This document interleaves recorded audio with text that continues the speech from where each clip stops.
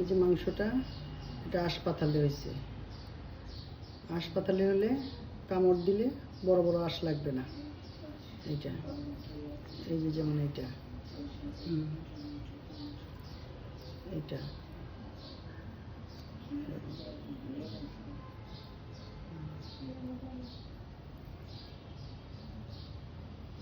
দেখো এইদিকে লম্বা, তাইলে আমি এইদিকে পাতলা করে কাটলে দাঁতে লাগবে না। এই যে মাংসটা দেখলেই বোঝা যাচ্ছে আঁশটা এইদিকে লম্বা, তাইলে তাতে আমার মাংসটা একটু পাতলা হবে, কিন্তু বড় ঠিকই থাকবে। এই যে, কিন্তু মাংসের আঁশটা ছোট হয়ে গেল। মাংসের আঁশটা কোন দিকে? এই দিকে, এই দিকে। তাহলে আমি এই দিকে যদি কাটি, তাহলে মাংসটা একটু ছোট হবে। প্রথমে একটা কাইটা দেখতে হবে এটার আঁশটা কোন দিকে। হ্যাঁ, ঠিকই আছে।